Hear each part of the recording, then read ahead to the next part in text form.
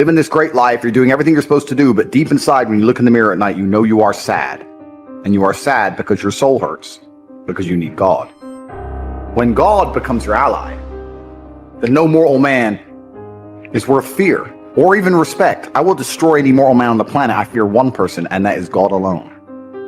So God just broke your heart on purpose to show you that the way you're living your life and the man you are simply are not good enough. What have you changed since? You need to get up and work so hard that even in the eyes of God, he is proud of you. God loves his creations, which show him their true potential and beauty. By getting up and trying your absolute best and becoming a man of moral standing, he will reward you and bless you. You are wasting your energy. Heartbreak is unlimited motivation. If I was heartbroken, I'd be in the gym every morning. I'd be a beast. I'd be running. I'd be working. I couldn't sleep. I'd be an absolute animal. I became me through tedious, arduous, difficult, never-ending work. You're failing God. If you were the best version of yourself and you were waking up every day trying your absolute best to be a unique and special individual, then you would not be failing God any longer, and he would not plague you with this bad luck. And you need to become a formidable force of man that cannot be replaced or replicated anywhere else on God's green earth. That's what you must do. This is going to repeat endlessly. It's a cycle that will not fucking change until you take the message from God and become the man you're supposed to be. If you wake up each day and go, I don't owe anybody anything, I don't have to prove anything to anybody, then you are a loser, because you are absolutely not incorrect. You must prove yourself to other people. You must prove yourself to God. God hates the lazy. He can't stand them. If he gives you all these genetic dispositions and these natural God-given gifts, if you have 2 arms and 2 legs and you can think, and you're not trying your absolute best, that's the reason you're not lucky. He doesn't like you. He likes the people which show him the beauty of his own creation. He likes to give somebody building blocks and then to build something amazing. It's the best thing about being a man. You get to build who you are, right? You can decide if you want to be a funny comedian or a musician or a kickboxing world champion or fight the Matrix. You can decide whatever you say. They're too sad to try hard and be their best. Guess what? Perhaps I was sad every time I did exactly what I was supposed to do and trained anyway. Perhaps I was afraid when I fought anyway. Perhaps I was tired when I worked anyway. This is how you get ahead in life. I don't have a fucking ounce of sympathy for these people who sit here and say, well, I feel this way, so I can't. Then don't do it. Stay down there. The winners are at the top, and the winners at the top don't give a shit about how they feel. We wake up and we perform regardless of how we feel day after day. So if I'm going to ignore my own feelings, I'm certainly not going to take into consideration anybody else's. Yeah. Why am I going to ignore how I feel and make sure I'm constantly performing regardless, flawlessly, and then sit and go, oh, but he doesn't feel good, so he's allowed to fuck up? No, you are not. You're not allowed to fuck up to your ancestors or to God or to yourself. You have to perform. This is what being a man is about. The baseline of masculinity is doing things you don't feel like doing. I can't comment on being a woman because I'm not one. But the baseline of masculinity as a whole is the thing that makes a good man a man is that he does what he doesn't want to do. He doesn't want to work and he works anyway. He doesn't want to go to war and he fights anyway. He doesn't want to get up, he gets up anyway. That's the whole point of it. We didn't want to die in the Titanic. Guess what happened? We died in the Titanic. You can't sit there as a man and say you don't feel like it. You're not allowed to not feel like it. You're supposed to do it anyway, regardless. Yeah. So when a man sits there and says, oh, but you don't understand, I'm struggling with motivation. If you are struggling with the motivation to be a winner, then stay a fucking loser. No problem. Stay a loser. Don't care. Because in my circle, there's no losers around me. Your energy is disgusting. I find it revolting. I don't like weakness around me, even near me. Even people coming up saying hello to me. If you're depressed, don't even shake my hand. I do not have time for losers on any regard. Winners only. So you don't want to be a normal dude. Because when you're a normal dude, you're a loser. You don't get to do amazing things. What's interesting is none of you have had a normal life. You've had a unique and individual life path. The things you've gone through, nobody else on the planet has gone through. You've lived certain experiences, the school you went to, the time you were picked on in that class, the girl who broke your heart. Every single thing you've been through is unique, like a fingerprint. A completely unique life. And somehow you've managed to stay completely non-unique. It's almost impressive how you can have a completely unique life experience and still end up average. How the fuck did you do that? Your life's different than everyone else's, and you still look and talk and sound and act like everybody else. Like a dummy. That happened because you have not paid enough attention into analyzing your life. Self-analysis. Every single time something good happened to you, every single time something bad happened to you, you've not spent enough human hours sitting and thinking and trying to work out why it happened. How to make sure the good things happen more often. How to make sure the bad things happen less often. What was God trying to teach you? He was trying to teach you something.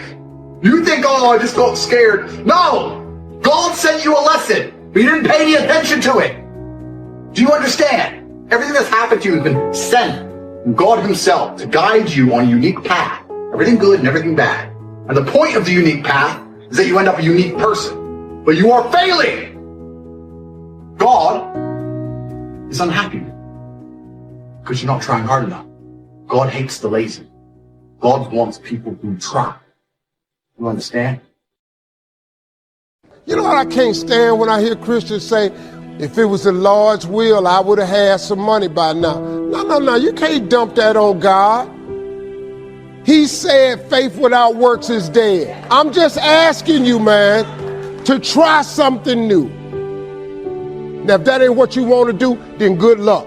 You keep doing what you've been doing, you're going to keep getting what you've been getting. I would try something else if I was y'all.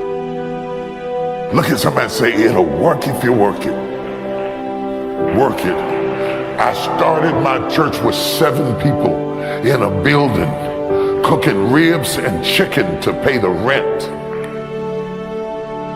When they were calling me the boy pastor, and they were making fun of me and said I would never be nothing. I worked a job and I preached on the side, and I put my check in the offering to keep the doors open, and whatever we had left, we cooked up and sold dinners to get another month to fight again. We preach with our lights off. We preach with our water off to get to where we are right now. And I came to tell you today, whatever it is you are trying to build, if you won't sacrifice for it, if you won't be hungry for it, if you won't sweat for it, if you won't bury your pride and put in the work for it, you don't have the right to get it until you will stay up at night and go to school while other people are watching the game and read and work and pray to get to be whoever it is you are trying to be. You have not got the right. You need guts. You can't be this without guts. I preached 1.5 years in an empty room. Forget about my dream. What is your dream? What is your goal? And how much, what will you put into it in order to get what you're trying to get from God? How much? It will only work if you work it. If this message spoke to you as a man, you can either cower down and give up and let your wife become your mama, or you can stand up like a grown man and handle your business. Get out of your feelings. People will not work for emotional people who have meltdowns and freak out and hold grudges. You have to be bigger than that. We don't have time to deal with your attitudes, so stop popping your neck, hold your head up, get yourself together, and get ready to fight the good fight of faith. I've been wondering why it didn't happen. I didn't realize I had to serve to lead. Nobody ever taught me how much it costs. Greatness is expensive. Succession is expensive. This does not work like your phone. This does not work like an app. You have to work it. And it doesn't happen overnight for most people. Yes, there are 1 or 2 people, but out of millions of people, those are only 1 or 2. The rest of us have to work it. It will work if you work. Every discouraged person. If you give up after the first time or the 30th time, what that really means is you didn't want it bad enough. There should be something you're believing for that you are relentless. Your attitude is, if I have to believe my whole life, I'm not going to stop believing. I'm not going to settle for mediocrity. I'm going to keep pursuing what God put in my heart. Normal people would give up, but you're not normal. You want it on another level. How bad do you want what God has put in your heart? Bad enough to do the right thing when the wrong thing is happening? Do you want it bad enough to keep pursuing even when circumstances say it's not going to happen? If you're overcome by problems, you let circumstances push you down, people talk you out of it, you're not going to have the strength to sustain where God is taking you. You have to be more determined than the opposition. If you give up every time things don't go your way, you didn't want it bad enough. Are you letting people talk you out of what God put in your heart? You can't get well. You saw the report. You can't start that business. Let that go in one ear and out the other. Ignore what they're saying. If you're going to see what you're believing for, you have to be willing to do what other people won't do. Other people may not believe when it looks impossible. They may get discouraged, tell you, don't bother praying. No use getting your hopes up. You're wasting your time. Say, God, this looks impossible, but I know you can do the impossible. The odds are against me, but God, I know you are for me. Well, I dated 2 girls. Both of them told me I wasn't their type. I don't think I'll ever get married. You don't want it bad enough. There are several million other girls out there. How bad do you want to get out of debt? Bad enough to not buy things you can't afford? Bad enough to honor God by tithing your income? How bad do you want that promotion? Bad enough to get to work early? Bad enough to take that online course to sharpen your skills? How bad do you want your children to stay on the right course? We don't think twice about having to get our children up for school. Their schooling is incredibly in start right now. The question is, do you want it bad enough? Make this decision. I am not going to live complacent, passive. I'm going to pursue what God put in my heart. The difference between a dream and a wish is a wish is something you just hope it happens, but a dream you put actions behind. Faith without works is dead. Wishing isn't going to get you anywhere.